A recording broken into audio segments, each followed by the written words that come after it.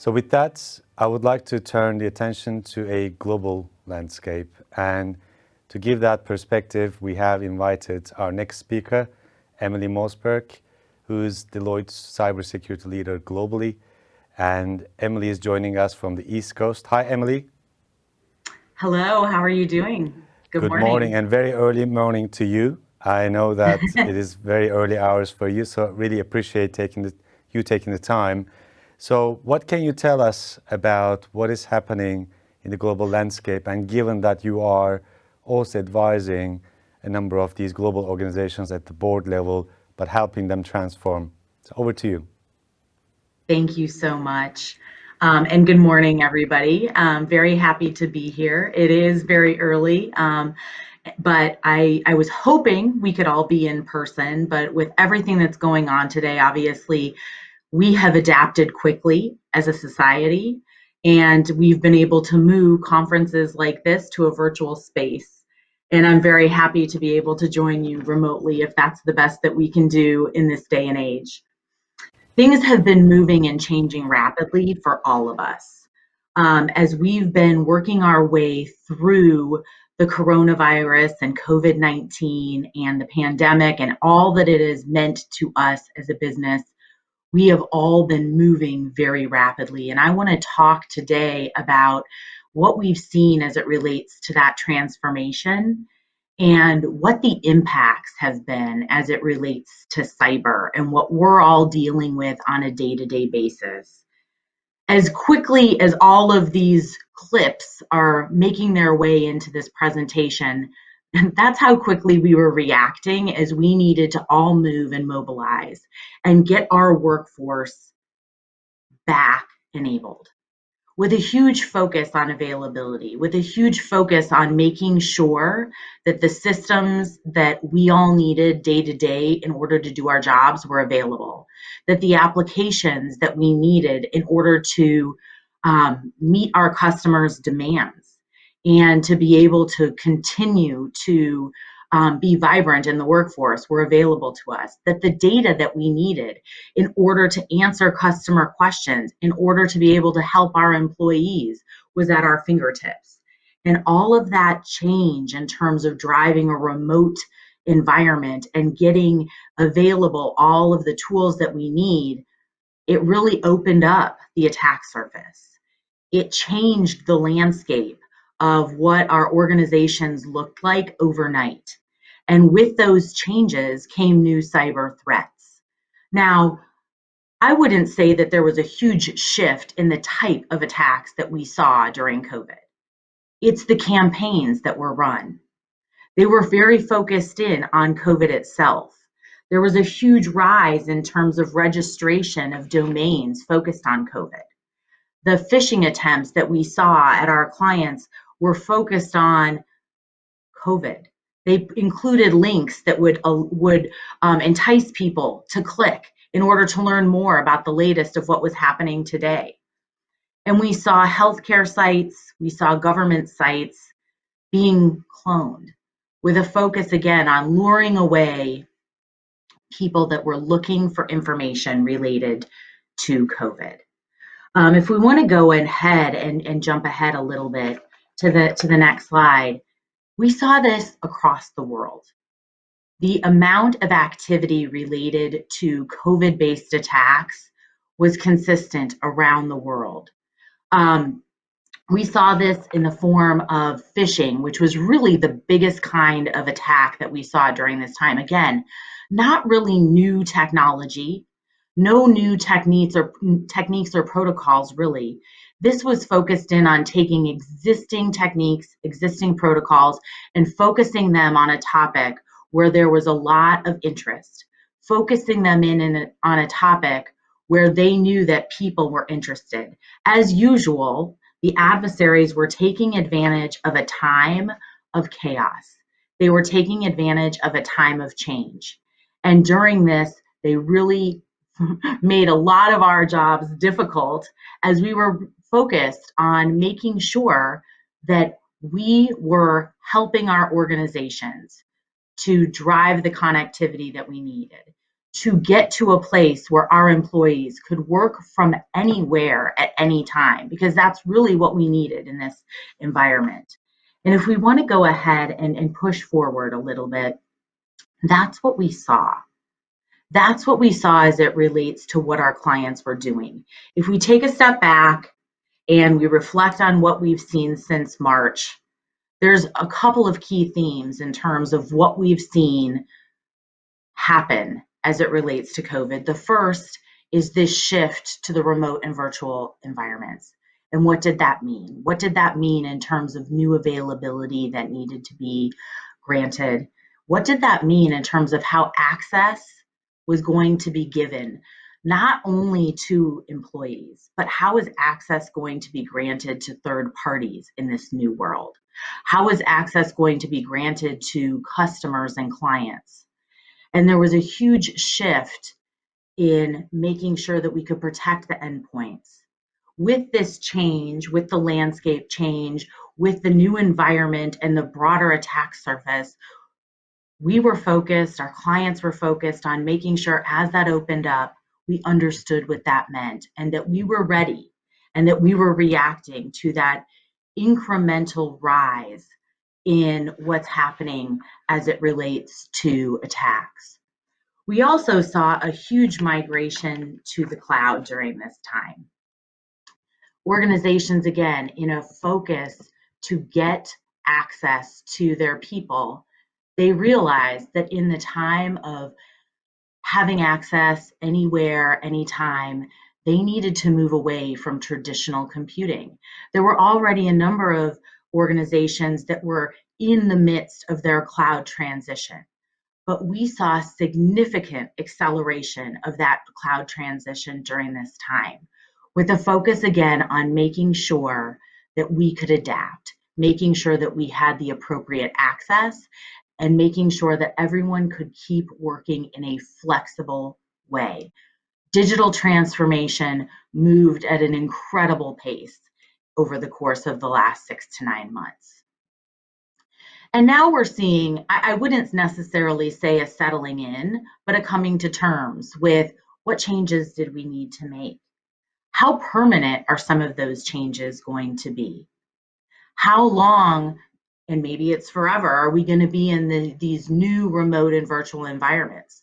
Many organizations, even if they do intend to go back to an office as we come out of the COVID second and third wave, are still wanting to make sure that they can enable their workforce in a virtual and remote way on an ongoing basis. And what does that mean in terms of our cyber plans? Many of the changes that were made during this time were made quick. They were made at the snap of a finger. And now we're taking a step back. Now we're settling in and saying, now we need to move to a more robust and permanent set of changes. And that means that we ultimately need to take a step back and look at our cyber program. We need to look at our cyber policies, and we need to look specifically at what we do as it relates to detection of malicious activity and how we react in the face of a cyber attack, and make sure that our plans are reflective of the world that we live in today, the changes that we've made in a very ad hoc fashion over the course of the last several months, and really industrialize that. Take that to the next level as it relates to our new cyber future, our new set of cyber plans. As we move forward, let's talk a little bit about what the analysts are saying. As you can imagine, we spend a lot of time with a number of different analysts, and we've been asking them and talking to them about how is this going to change the future of cyber? What are we going to expect to see as we come out of COVID? And it's very interesting because when COVID hit, we did see about half of basically the growth of cyber. What we were focused on and what we thought would be happening in terms of movement of cyber was cut in half. That being said, there was still significant growth in this space. We were still expected to grow. And while that growth was half, I think many of us felt like the amount of work we were doing was double. And I think that that's going to continue. As we look ahead to 2021, we see an increasing curve in terms of the types of projects that CISOs are looking to do. And that what the analysts are saying and what surveys are saying is that there is going to be even more focus on driving a robust digital transformation over the course of 2021 and 2022. And this is going to require that we continue pushing forward from a cyber front. And many of the projects that analysts are focused in on as they look to the future are focused on identity. They're focused on how they will get access to their employees, but in many cases, even more importantly, their customers, and how they will make sure that those customers can get access regardless of where they are in the world. And as we're making these digital shifts, can we keep up with that new world, the new digital interface that we have with our customers?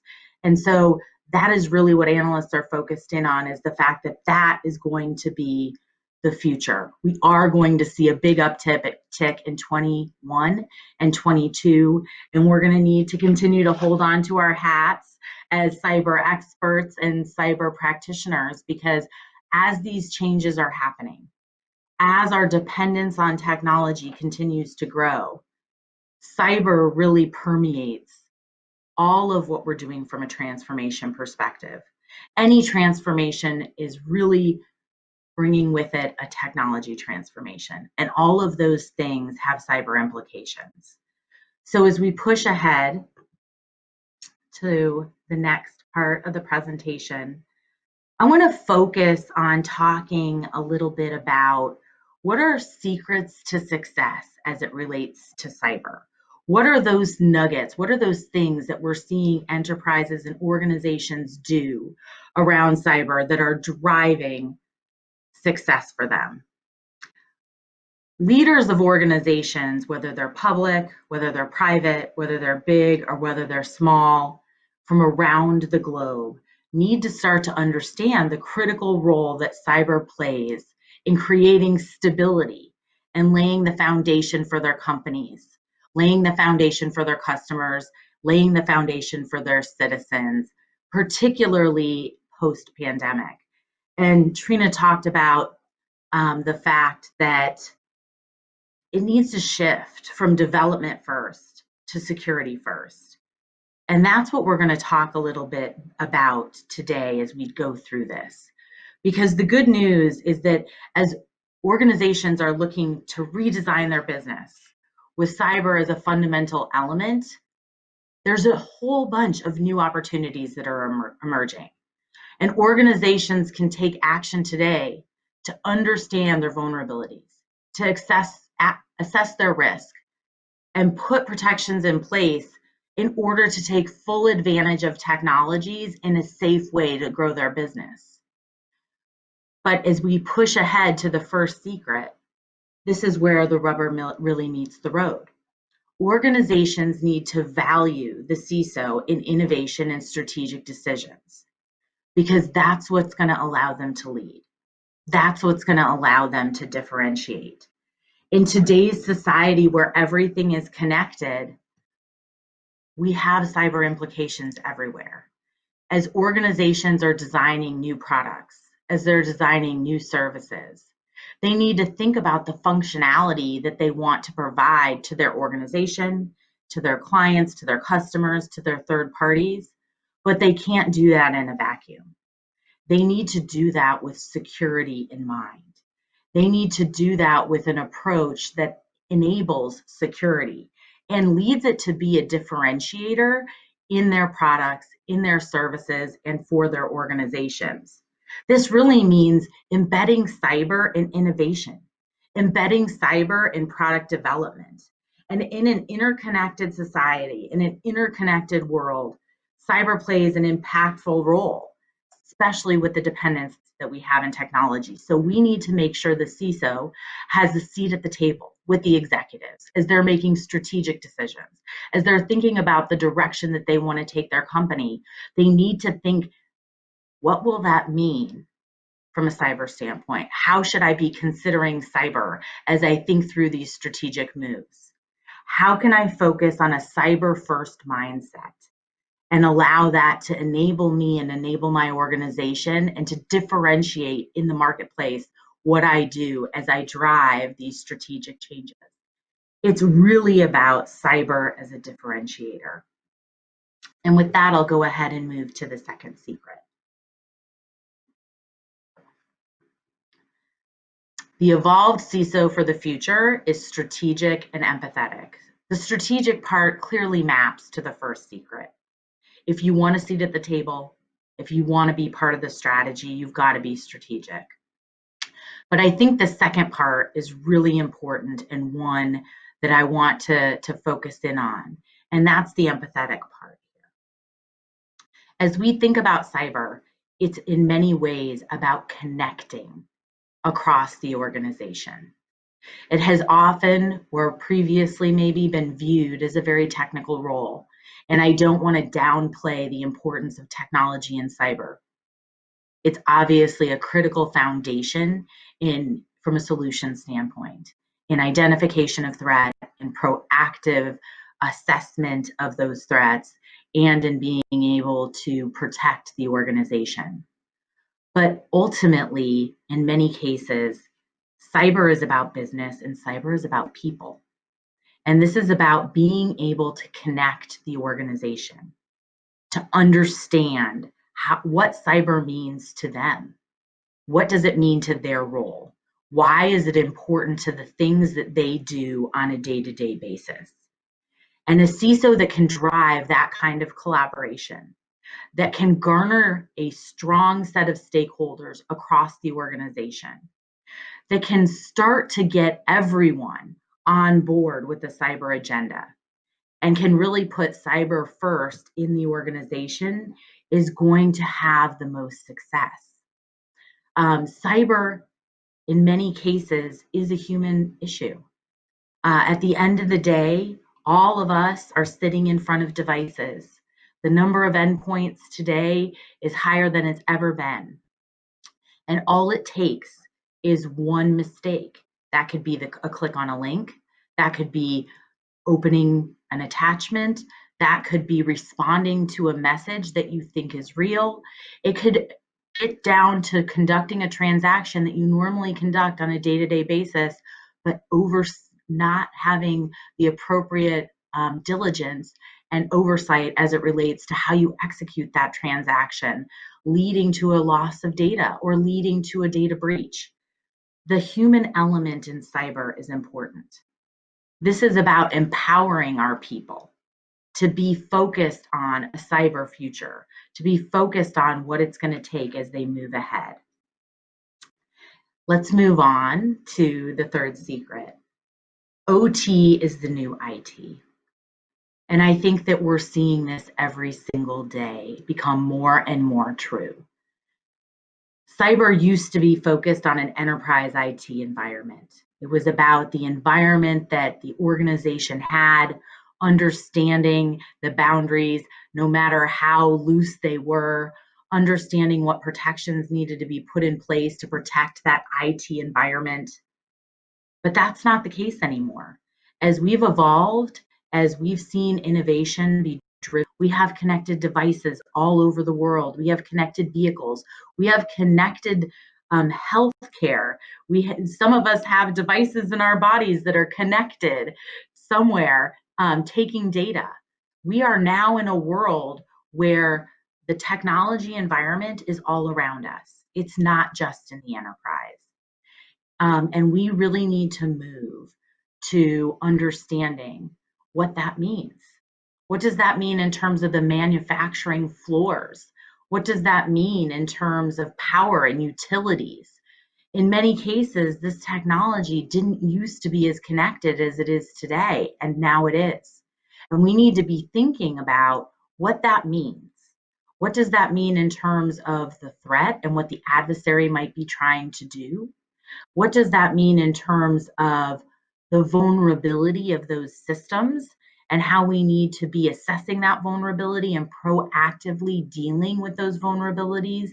And in many cases, putting in place layers of security related to the systems, related to the networks, related to the applications, and related to the data. We need to understand that we're in a changing world, and the OT elements really are bringing the physical and the virtual or data-driven world together.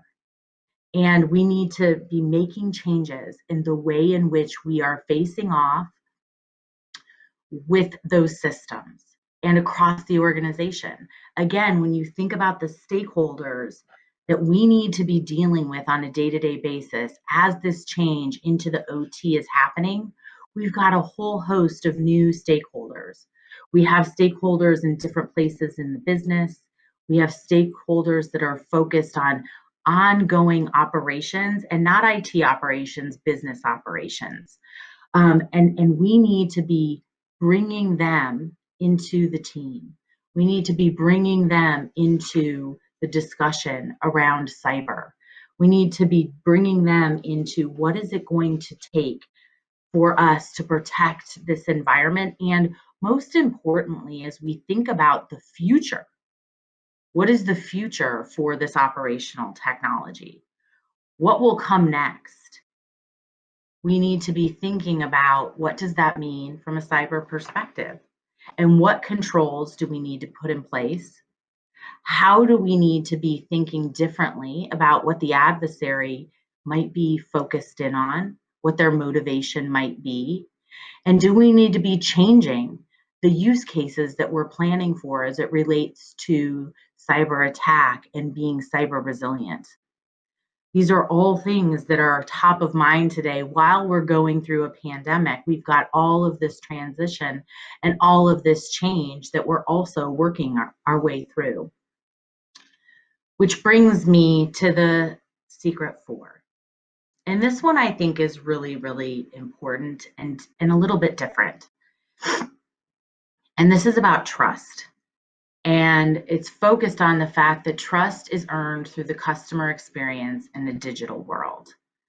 And I think that if we take a step back and we look at all that we've gone through during COVID, and some of the analysis and some of the reporting that we've done has shown that trust is really the currency right now as it relates to interacting in this digital world. How do we get our customers to trust us? How do we get our employees to trust us? In the world that we're living in, that is so chaotic, that is changing every day, how can we focus on driving trust? And trust, if you think about it, the heart of trust is in cyber. Organizations want to know that you, us, all of us, are going to protect their data. They want to understand how that data is going to be managed. They want to understand how that data is going to be used. And they want to know that the organization that they're interacting with can be trusted. And this is really where we bring together the concepts of trust and protection and customer experience. Because a lot of the transformation that we've been seeing is focused on new ways to interact with clients and customers. Stores are not open the way that they used to be. The way that we purchase things is different. The way that we interact and get services is different. And much has been moving online to digital platforms and part of this transition. And this has been about being able to transact in that new world and provide the right level of customer experience with trust. And what that requires is it requires being able to really truly have a customer identity platform and program that's focused in on being able to understand the user, being able to understand what they should and should not have access to, understanding what their preferences are, as it relates to their interaction with you. And I'm going to start from a customer experience angle, understanding how they want information presented, what kinds of offers they want to see, how they want to purchase with you online. But the other element to that isn't just the customer experience. This is where we tie together identity and access management, preference management, and data privacy and protection, because this is also about making sure that they have the ability to edit their preferences. They have the ability to change the way in which you are using their data, processing their data, who you're sharing it with. And so, really, there's a huge focus on driving trust through management of the customer identities, merging together the way in which they want to experience working with the organization, and making sure that embedded in all of that and foundational to all that is understanding their data privacy preferences and embedding that in the way in which you're interacting with the client. And we're seeing more and more focus on that point. And I think that it will continue to be a point of emphasis, this concept of trust and this concept of customer experience, and how all of us as cyber practitioners can enable that trust and can drive a more comprehensive, more customized experience for the customer. And with that, I'm going to move on to Secret 5. And Secret 5 is around the fact that cyber is a team sport. And I think that, as I listened to Trina talk this morning and talk about the new Danish strategy, and all of the interfaces in the ecosystem that would be brought together as part of that strategy, this is really what Secret 5 is about. And it starts small and it gets big. And what I mean by that is cyber as a team sport starts within the enterprise. It starts with your cyber team. Cyber is such a broad topic these days, and it runs the gamut from governance and policy all the way through to implementation of very specific solutions focused on data encryption, data tokenization, identity management, threat detection, threat intelligence, etc. First, it's about bringing together that broad cyber team and having them work together, share information, break down any silos. Then it's about cyber as a team sport in the broader enterprise. As I mentioned before, the successful CISO of the future is going to know how to bring together a broad set of stakeholders across the enterprise. That's part of this team sport.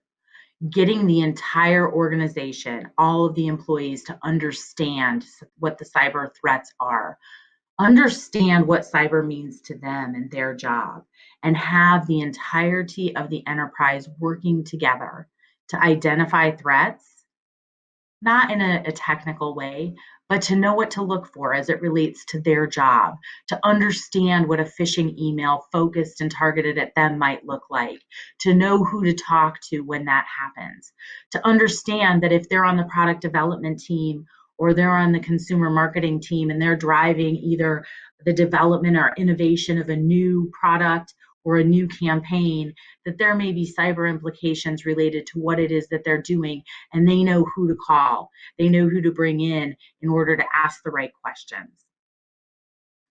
But that's within the enterprise. We need to then take a step farther.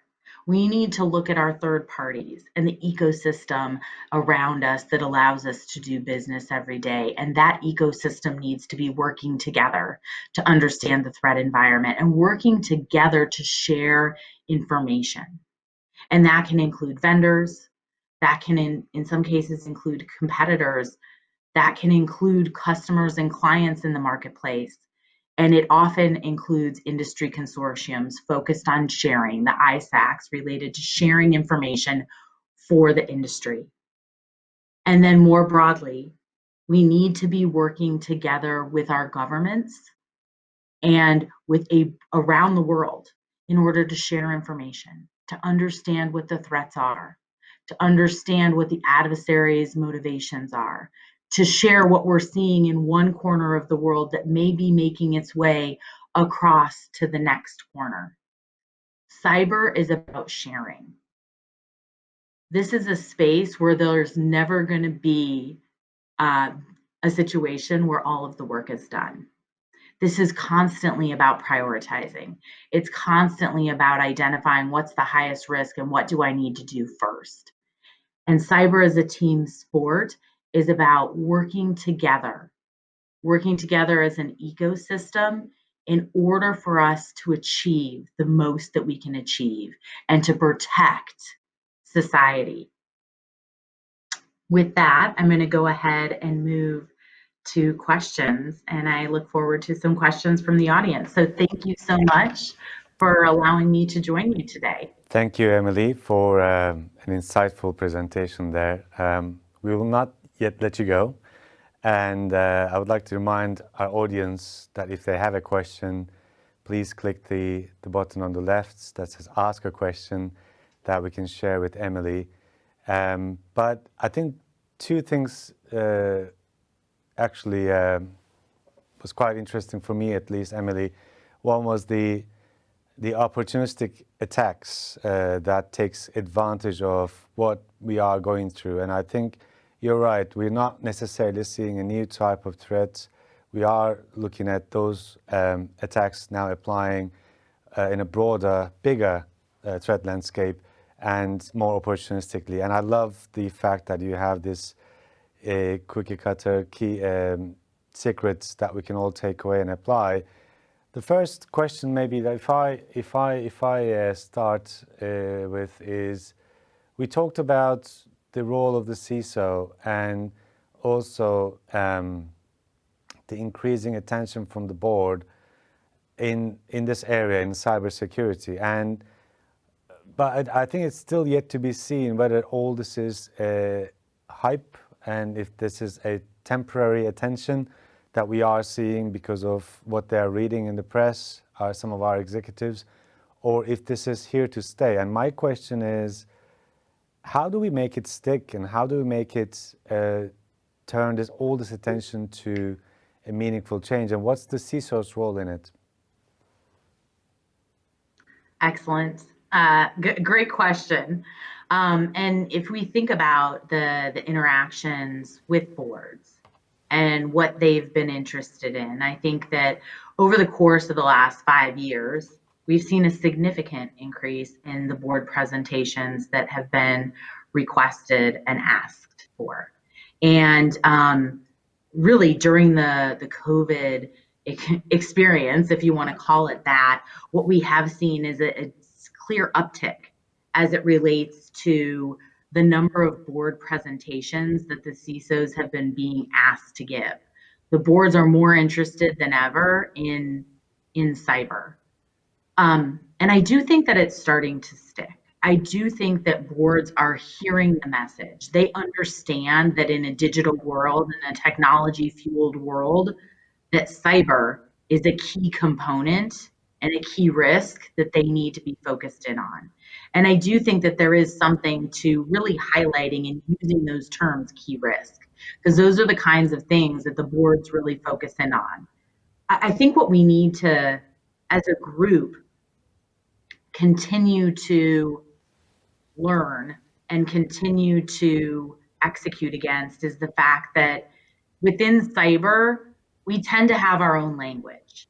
We tend to have our own way of talking about threats and talking about our technologies and talking about our solutions.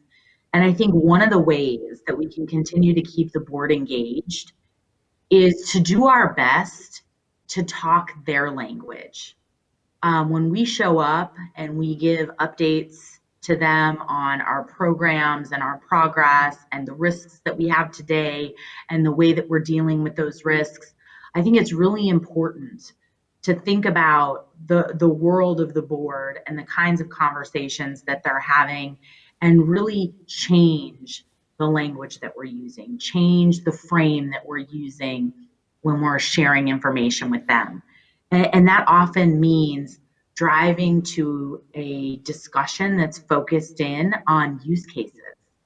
How can we talk to them about what our biggest risks are from a use case perspective? What would that risk look like if it happened? And what are we doing as an organization, as a program, in order to mitigate that risk? And I think that will help in terms of them leaning in. That will help in terms of them understanding the risk and wanting to continue to learn more. And I think it's really important for us as we become more mature as a cyber society that we focus in on that and make sure that we're talking the right language. Thanks for that, Emily. Here's a question from the audience. We talked about the importance of the CISO, and one of your first, I think, secrets that you've shared with us. Now, when you look ahead into next year's and next year particularly, what is, in your opinion, the biggest challenge for a CISO next year in 2021?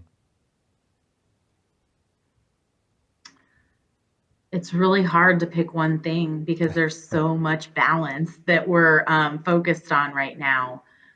But I think as we look to 2021, and I tend to be an optimist, I believe we're going to be coming out of this COVID situation and we're going to be able to interact with each other more. I don't know what the normal is going to be called, whether it's the new normal or the next normal, but I do think that we're going to be coming out of this. And that means that many of us will be headed back to an office location, at least on a semi-regular basis.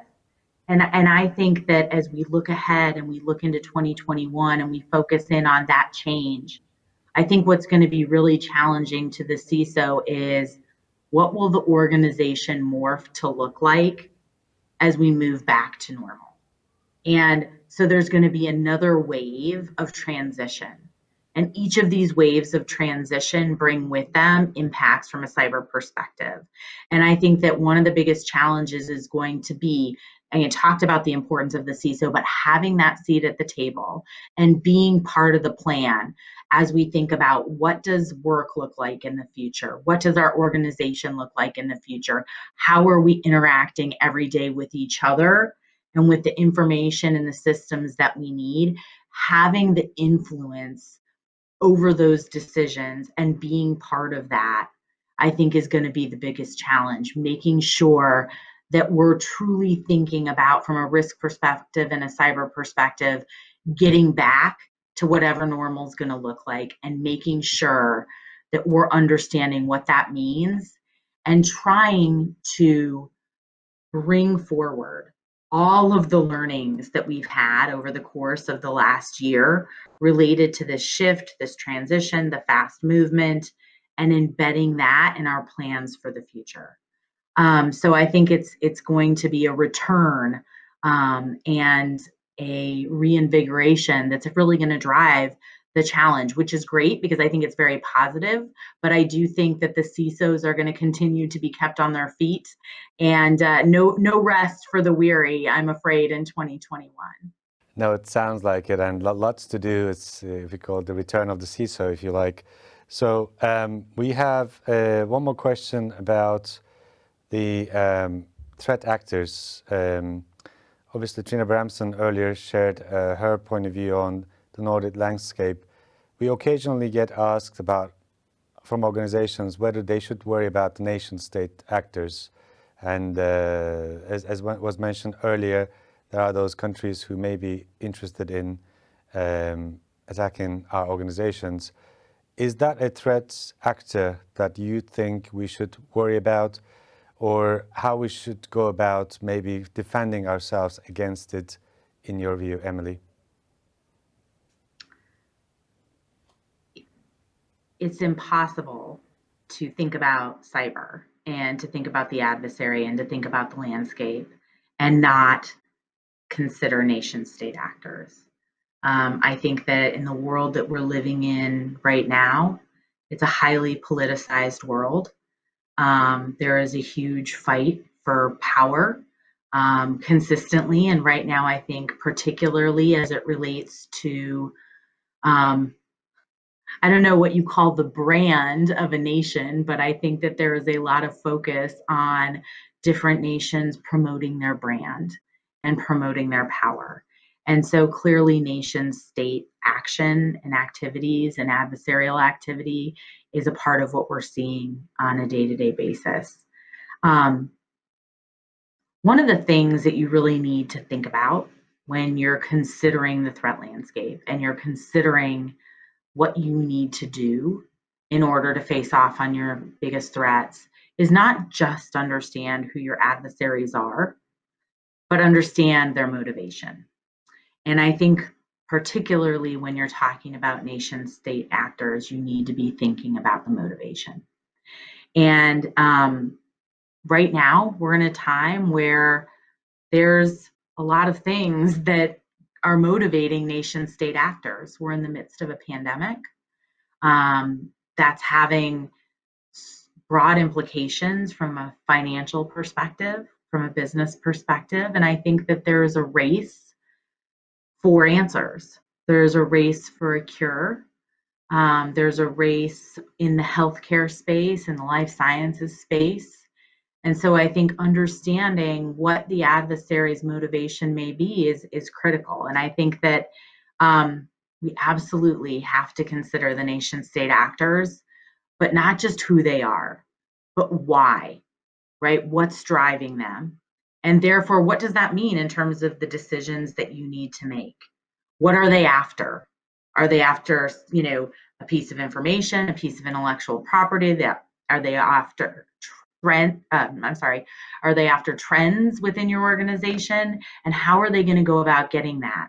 And I think that's really what drives this is the motivation piece. And that's what my advice would be is think about the motivation and focus your protection, focus your defense, focus your proactive cyber plans based upon that motivation. Yeah, so certainly, I think about the why first and then decide on what to do about it. Certainly agree on that point. A couple of maybe questions to close this session, Emily. One is your advice on CISO has been generating a lot of good questions. One of them is actually organizationally, and the question is about whether security and the CISO should be moved out of the IT and embedded more into the business as part of what you are seeing with your clients. Um, This has been an active debate for the last several years. And I would love to say that there's one single answer, but I think that it ultimately has a lot to do with the way that the organization is laid out and the structure of that organization. In some instances, there's a challenge with having cyber as part of IT because the view is it's too narrow. It doesn't have enough of an opportunity as an organization or as a function to interact with the business. And so there's a push to either put it into the business, put it into a role that reports up to the COO in some cases. There's many places, particularly in those that are more highly regulated from an industry standpoint, to put it in a risk office if a risk office exists. I would say one of the biggest discussion points from a governance standpoint, and when we have executive level dialogues and in some cases discussions with board and they want to have an open dialogue, this topic of where does the CISO report is one of the most commonly held discussions. I do think that it's interesting because as we transform and we have a larger dependence on technology, in some instances, IT organizations within some enterprises are actually becoming more of the business driver, right? Some of what the CTOs are doing is truly driving the business. So I'd hate to give a blanket answer that says sitting in IT doesn't make sense because in those instances, it makes a lot of sense. But in some instances, the IT department is really focused on enterprise IT and it's quite siloed. And so in those instances, it makes sense to give a different reporting relationship. And depending upon the organization, again, that may mean reporting directly to the CEO, although that is relatively rare, but it may mean reporting to the COO or to the chief risk officer. So certainly, so there are different models available. My question, final question from the audience is about the CISO as well. So it's sometimes, as you say, it can be a rather lonely place to take up the fight and also influence our C-level executives. What support can we give to our CISOs in carrying the flag forward and getting meaningful change? I think in some cases, this gets back to the fifth secret around the fact that cyber is a team sport.